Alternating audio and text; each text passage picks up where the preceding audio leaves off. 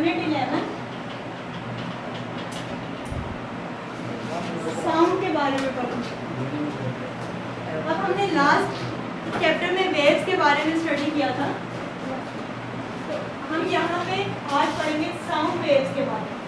Sound कैसे produce होगी। अब साउंड कब प्रोड्यूस होगी, जब भी बॉडी वाइब्रेट करेंगे या टू एंड फ्रो मूव करेंगे। जब भी टू एंड फ्रो मोशन होगी तो हम कहेंगे ऑब्जेक्ट के अंदर साउंड प्रोड्यूस हो रही है। हम साउंड वेव्स की बात करते हैं। साउंड वेव्स कब प्रोपोगेट होगी, in the presence of medium, क्योंकि हमने साउंड वेव्स की बात की कि ये आपके पास मैकेनिकल वेव्स होती हैं। Mechanical waves which propagate in the presence of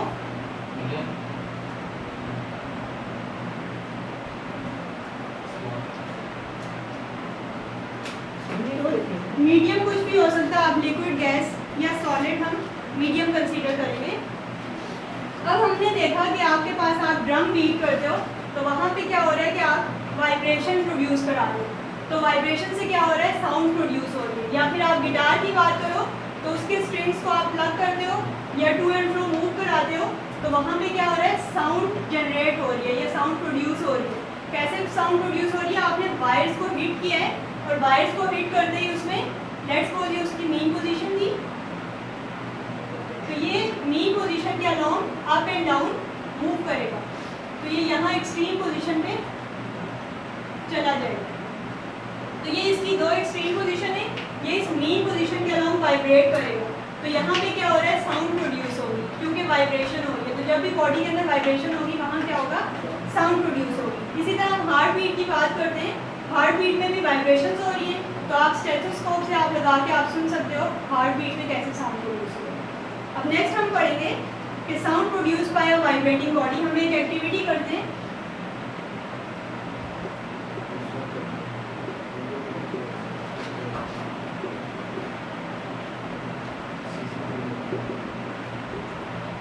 कोई भी बॉडी अगर वो वाइब्रेट करता है तो हम प्रूव करेंगे कि क्या वाकई उसमें साउंड प्रोड्यूस हो रही है या नहीं हो रही। आपने क्या करना है, एक डिवाइस लेनी है, एक मेटालिक डिवाइस है यू शेप, इसको हम कहते हैं ट्यूनिंग फोर्क। लैब्स में ये यूज होगा साउंड प्रोड्यूस करने के लिए। आप ये डिवाइस लेंगे, अब ये ट्यूनिंग फोर्क क्या करेगा,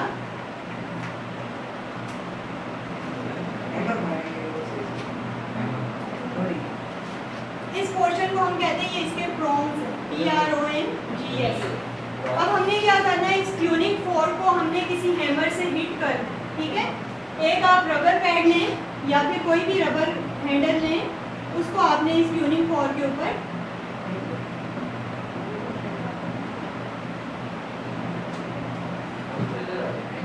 ये आपके पास क्या है, हैमर। अब इस रबर पैड को या हैमर को आपने क्या करना है, हिट करना है इस ट्यूनिंग फोर्क के साथ। जैसे ही मैं हैमर को हिट करूंगी ट्यूनिंग फोर्क के साथ तो इस ट्यूनिंग फोर्क के अंदर वाइब्रेशंस आएंगे, ठीक है।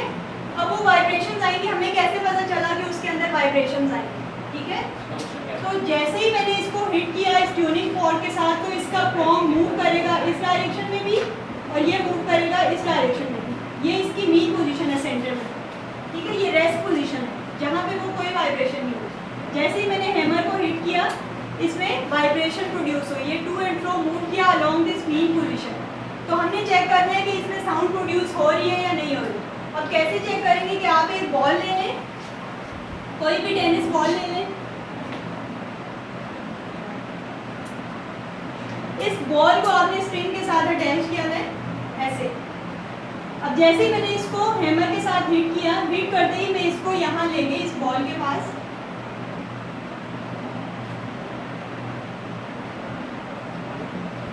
तो ये क्योंकि वाइब्रेट कर रहा था तो जैसे ही ये मूव करेगा आगे इस बॉल के साथ टच करेगा तो ये फोर्स लगाएगा इस बॉल के ऊपर और बॉल मूव कर जाएगी इस डायरेक्शन में।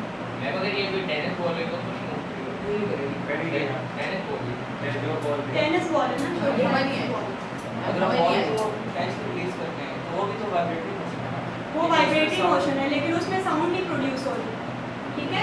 लेकिन यहाँ पे क्या है कि ये जो आप ट्यूनिंग फॉर्क कर रहे हो, तो जैसे आप मोबाइल में वाइब्रेशन होती है तो साथ बल्ब की आवाज़ आ रही होती है, तो वहाँ पे साउंड प्रोड्यूस हो रही होती है वाइब्रेशन से। इसी तरह ये ट्यूनिंग फॉर्क है, इसको आप हिट करके अगर अपने कान के पास लेके जाओ तो तब भी आपको साउंड फील होगी, उसमें से बल्ब की साउंड आएगी, ठीक है। तो वहाँ पे वाइब्रेशंस की आप कहोगे वाइब्रेशन से क्या हो रहा है, साउंड प्रोड्यूस हो रहा है। तो इस डिवाइस की वजह से हो रही है, इस वाइब्रेशन की वजह से हो रही है। तो बेसिकली बताने का मकसद ये है कि जब भी बॉडी वाइब्रेट करता है तो साउंड प्रोड्यूस हो रही होती है, क्योंकि ये जो आपके पास ट्यूनिंग फॉर्क है, ये इसके अराउंड क्या है, एयर मॉलिक्यूल्स है। तो वो क्या करें कि जैसे ही वाइब्रेट कर रहे हैं तो वो एयर मॉलिक्यूल्स को हिट कर रहे हैं। तो आप यहाँ से मेरी आवाज़ आप तक पहुँच रही है, ये कैसे पहुँच रही है कि एयर मॉलिक्यूल्स कभी कंप्रेस हो रहे हैं, कभी वो दूर दूर जा रहे हैं, कहीं पे प्रेशर इंक्रीज होता है, फिर डिक्रीज, फिर इंक्रीज, फिर डिक्रीज, तो वो आपके कान तक पहुँचती है मेरी आवाज़। तो वहाँ पे क्या है कि वो साउंड ट्रेवल कर रही है। और मीडियम क्या है, मीडियम आपका एयर है, ठीक है। तो यहाँ से हमने देखा कि जैसे ही वाइब्रेट किया तो आपने देखा साउंड प्रोड्यूस हुई इस ट्यूनिंग फॉर्क की वजह से। तो यहाँ से हम कह सकते हैं कि जब भी बॉडी वाइब्रेट करेगा तो साउंड प्रोड्यूस होगी उसके अंदर। नेक्स्ट हम कहते हैं कि साउंड हमेशा मटीरियल मीडियम के अंदर प्रोपेगेट करेगी। हम लाइट की बात करते हैं तो लाइट क्या है, इलेक्ट्रोमैग्नेटिक वेव है, वो वैक्यूम में भी ट्रेवल कर सकती है। लेकिन हम अगर साउंड की बात करें तो साउंड कभी भी वैक्यूम में ट्रेवल नहीं करेगा। तो हम नेक्स्ट इसमें देखेंगे कि क्या वाकई साउंड को मीडियम रिक्वायर होता है या नहीं होता।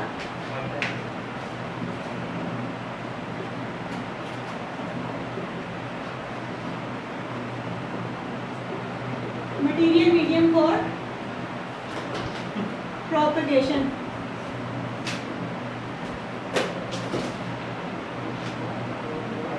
यहाँ पे भी एक एक्टिविटी करें कि आपने एक बेल जार लेना है, एक जार लेना है, कोई भी जार लो, उसके अंदर आपने बेल लगा देना, ठीक है, जो साउंड प्रोड्यूस करे। तो इसके अंदर आपने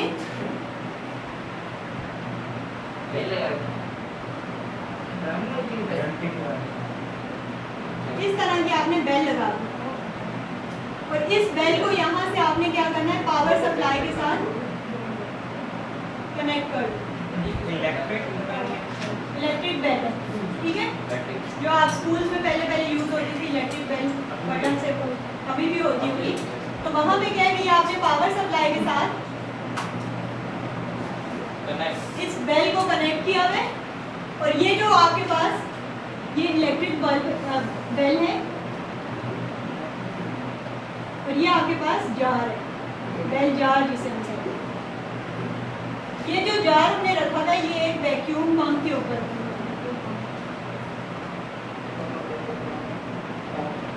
ये क्यों रखे हैं ये मैं अभी आपको बताती हूँ। अब ये आपके पास क्या है, वैक्यूम पंप। अब इसमें हम देखेंगे क्या वाकई साउंड को रिक्वायर होता है मीडियम या नहीं। अब सबसे पहले आपने क्या करना है कि इस जार के अंदर यहाँ पे सारे एयर मॉलिक्यूल्स, अभी जब जैसे यहाँ से आप स्विच ऑन करेंगे तो स्विच ऑन करते ही ये बेल क्या होगी, ये रिंग करना शुरू हो जाएगी। रिंग करेगी तो ये एयर मॉलिक्यूल्स वाइब्रेट करेंगे, ये जो एयर मॉलिक्यूल्स है ये हिट करेंगे इस बेल के साथ, तो ये मॉलिक्यूल्स नेक्स्ट मॉलिक्यूल को एनर्जी ट्रांसफर कर, ठीक है। ये आपके पास एक जार है, ये आपके पास एक बेल जार है, जार के अंदर आपने एक इलेक्ट्रिक बेल लगा दिया, इलेक्ट्रिक बेल को आपने ये पावर सप्लाई के साथ कनेक्ट किया है। अभी यहाँ से मैंने स्विच ऑन नहीं किया हुआ, स्विच ऑफ है।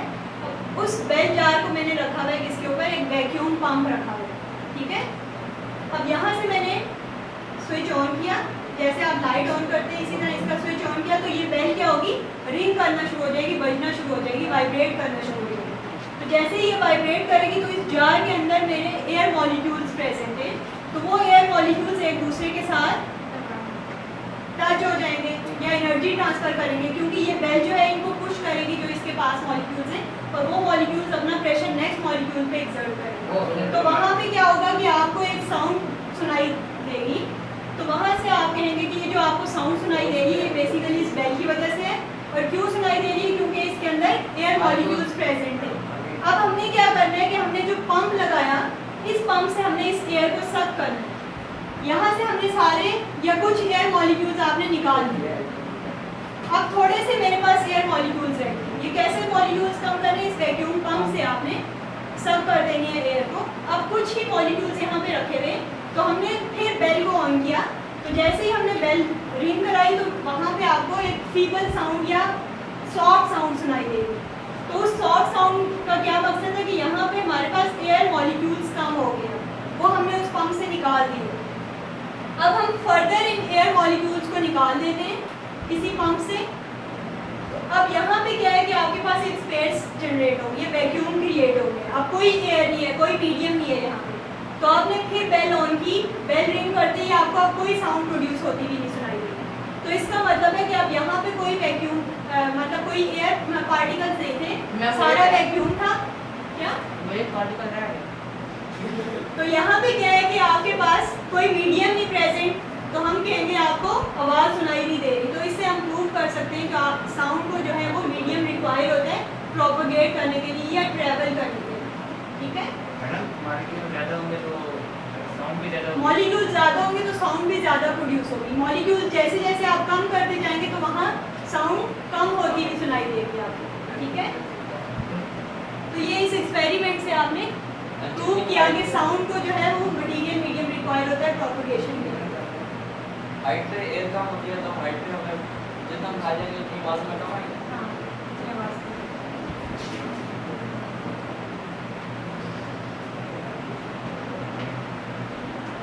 अब नेक्स्ट हमने स्टडी करना है लॉन्गिट्यूडनल नेचर ऑफ साउंड। अब हमने लास्ट चैप्टर में पढ़ा था कि आपके पास लॉन्गिट्यूडनल वेव्स भी होती है और ट्रांसवर्स वेव्स भी होती है। तो हमने लॉन्गिट्यूडनल वेव्स में क्या पढ़ा था,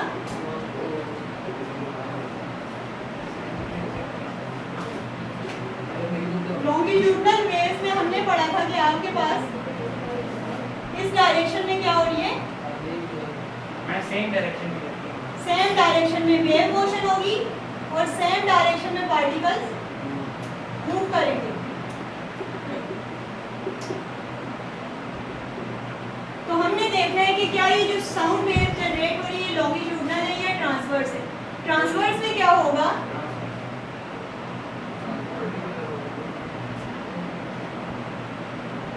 ट्रांसवर्स वेव्स में क्या होता है, ये जो पार्टिकल्स हैं ये अप एंड डाउन मूव करते हैं और यहाँ से आपके पास वेव आगे को जनरेट होती है, ये एक दूसरे के परपेंडिकुलर होते हैं। ये वेव मोशन है और ये आपकी अप एंड डाउन जो है ये मोशन ऑफ पार्टिकल्स। पार्टिकल्स ऊपर नीचे मूव कर रहे हैं और वेव जो है ये टुवर्ड्स दिस वॉल मूव कर रही है। तो हम कह रहे हैं कि एक दूसरे के परपेंडिकुलर है, इसलिए इनको कह रहे हैं ट्रांसवर्स वेव्स। जैसे हमने वाटर वेव्स की बात की थी, तो हमने कहा कि वाटर वेव्स में हम ट्रांसवर्स वेव्स को स्टडी करें कि पार्टिकल अपनी मीन पोजीशन के along up and down move कर रहे हैं, लेकिन वेव जो है वो आगे की तरफ जा रही है। रिपल टैंक जो हमने स्टडी किया था, तो वो वेव एक एंड से दूसरे एंड तक ट्रेवल कर रही थी, लेकिन वाटर मॉलिक्यूल्स अपनी मीन पोजीशन के along up and down vibrate कर रहे थे। तो हमने कहा कि वो ट्रांसवर्स वेव्स थी। अब हमने पढ़ना है कि ये जो साउंड वेव्स हैं क्या ये लॉन्गिट्यूडनल हैं या नहीं। तो आपने कंसीडर किया साउंड वेव्स के लिए कि आप ट्यूनिंग फॉर्क से देखोगे कि ट्यूनिंग फॉर्क में वाइब्रेशन होगी और उस वाइब्रेशन में क्या होगा कि साउंड प्रोड्यूस होगा। तो हमने देखा है कि ये जो साउंड प्रोड्यूस हो रही है ये इसकी नेचर क्या है, ये लॉन्गिट्यूडनल है या ये ट्रांसवर्स है। तो आपके पास ये ट्यूनिंग फॉर्क था,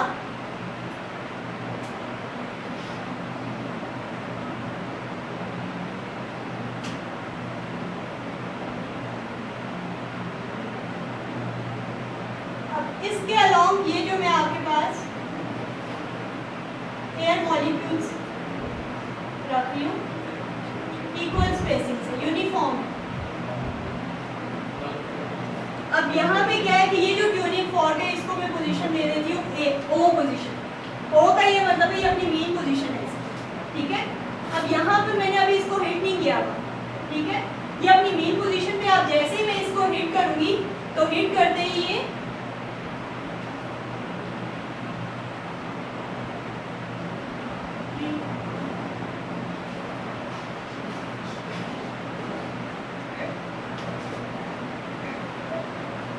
ये किसी पोजीशन बी पे चला जाएगा।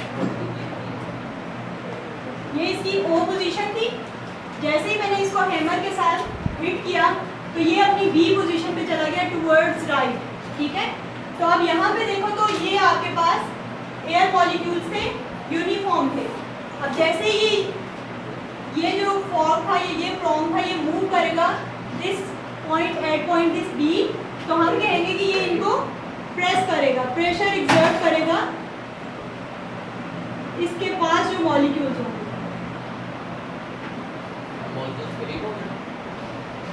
मॉलिक्यूल्स करीब होंगे, क्यों?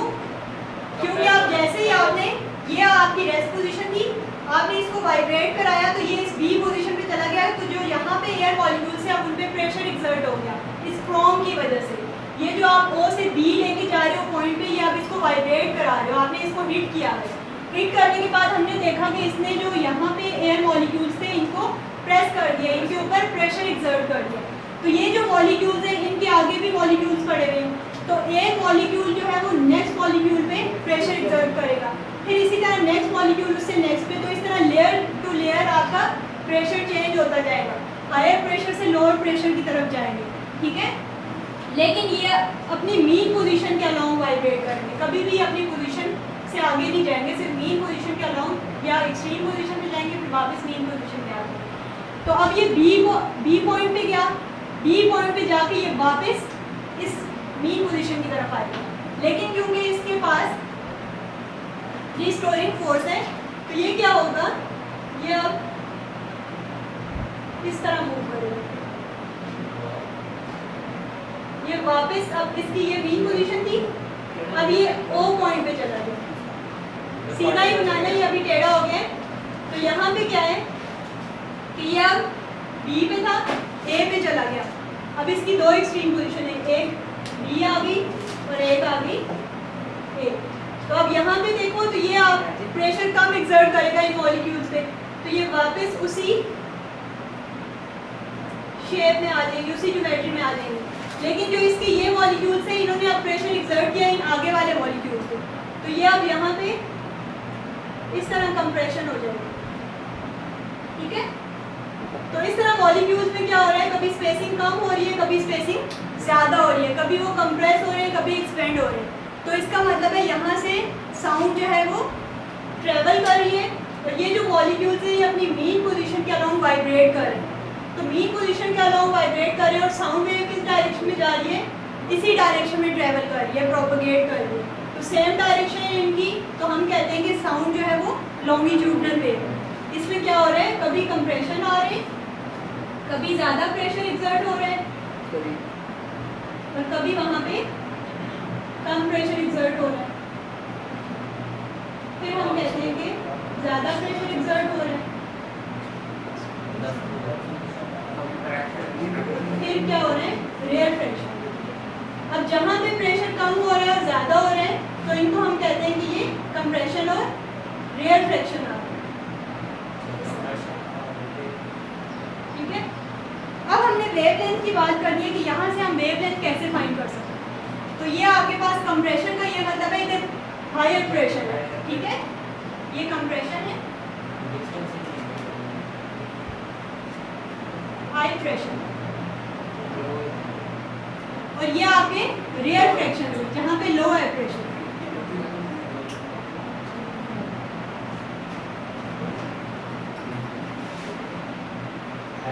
तो हमने क्या किया कि हम देख रहे हैं कभी कंप्रेशन हो रहा है, कभी rarefaction, compression, rarefaction, compression. तो साउंड क्या है, ट्रेवल कर रही है, प्रोपगेट कर रही है।